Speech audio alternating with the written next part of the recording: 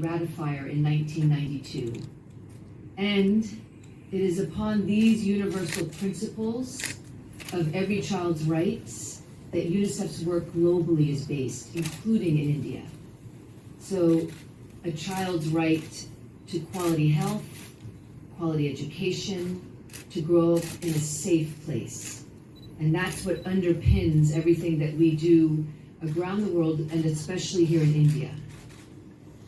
Which brings me to the state of the world's children.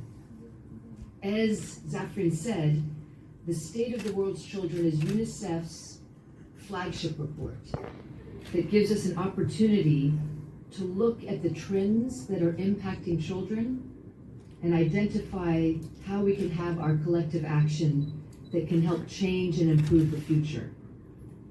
Over 40 years ago, as Zafrin mentioned, the first State of the World's Children was launched by then. देर से आप लोगों को सुन रहा था, 2 line मैंने लिखी है कि शहर का मौसम बड़ा गुलाबी है और आपका ज्ञान किताबी है। तो ये नहीं कर सकता कि आपका ज्ञान किताबी है क्योंकि बाहर का मौसम इस तरह का है कि हम सब लोग झेल रहे हैं। लेकिन सिंथिया मैम, ये बहुत खुशी की बात है कि यूनिसेफ ने भारत में 75 साल पूरे किए हैं और भारत का 75 साल भी आजादी का पूरा हुआ है। दोनों का लक्ष्य 2047 में खासकर भारत को विकसित भारत बनाना। यूनिसेफ का क्या लक्ष्य होगा ये मैं जानना चाहूंगा। और दूसरी बात है कि मैम, जब रिपोर्ट जारी करती हैं आप, तो वर्ल्ड ग्लोबल तो है लेकिन भारत गांवों में भी बसता है। तो जब रिपोर्ट जारी करती हैं तो गांव पर क्या असर होगा पर्यावरण का, और पर्यावरण में जो गिरावट आ रही है उसका, इसकी कहानियां तुम्हारे जरिए जरूर सामने आनी चाहिए। Goals to reach every child across India.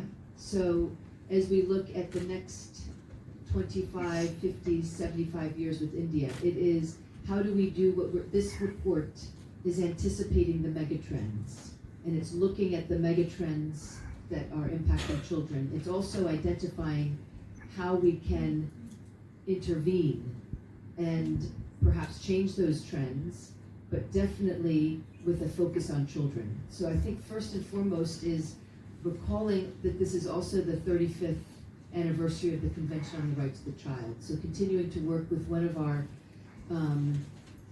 earliest and proudest supporters of the Convention on the Rights of the Child, India, to really look at how do we continue to take action that looks on the demographic dividend, investing in education and health of young people, then looking at how do we mitigate and change the direction of climate change? And I think we've heard a few examples. And third is how do we harness the power of technology? And I know those sound very broad, but we've heard examples of how Kartik takes it to the community level. We heard from Anjali and Dhruv how they've identified what they saw as making a future that doesn't mean that we all stay at home and have air filters. So genuinely building on how do we understand the types of interventions that the government is trying to invest in, and UNICEF will be alongside them to continue to invest in first that understanding of technology, the demographic dividend and climate change, and then identifying the types of actions that we can invest in to make sure that there's that lasting impact. But always continuing to build on the foundation that the government's laying so that it is sustained and it goes to scale and reaches those most vulnerable populations. We don't want to just reach numbers of children, we want to make sure we reach the hardest to see and the hardest to reach.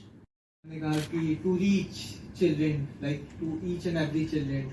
But एक vision जो मुझे लगता है कि वो है to make a better world for children.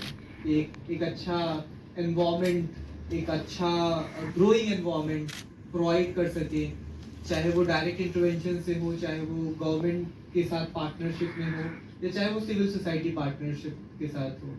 रही बात कि ग्राउंड में क्या हो रहा है, गांव में क्या हो रहा है, आई एम वेल अवेयर कि यूनिसेफ के डिफरेंट ऑफिसेज जो हैं इंडिया में वो काम कर रहे हैं कि किस तरीके से गांव में जो यूथ है वो एक्शन ले सके।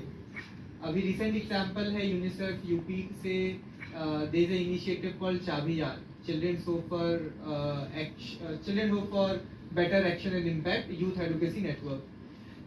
एक इनिशिएटिव हुआ यूथ इम्पैक्ट चैलेंज जिसमें अराउंड 128 एप्लीकेशंस, मतलब 108 128 यूथ ने एप्लीकेशन दिया कि we want to work, we want to run some initiative, and UNICEF UP supported with the capacity building, and many of them went to their village. वो बहुत ज्यादा लोग अपने गांव में गए, काम किए, and in the tenure of 6 months they reached around 38,000 people.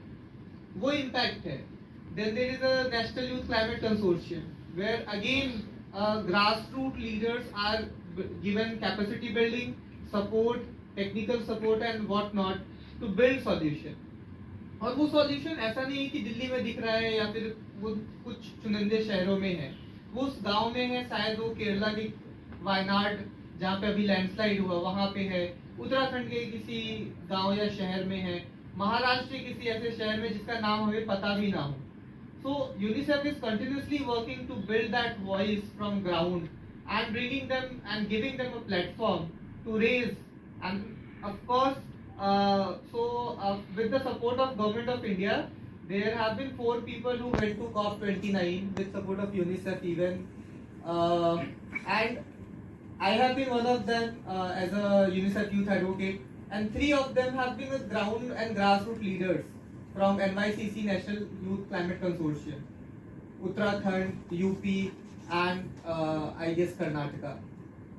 They have been traveling first time outside India, representing the voice they are talking about, because वो कई सारे side events में they were talking about their story and they were talking कि क्या हो रहा है गांव में, क्या हो रहा है, not about कि दुनिया में क्या हो रहा है. So UNICEF is really supporting and giving the platform and voice to people who are unheard. So, and there is a long way ahead. It is not a one-day thing, but yes, there is a huge momentum which is being built on to support young people, to support children, to support community at large.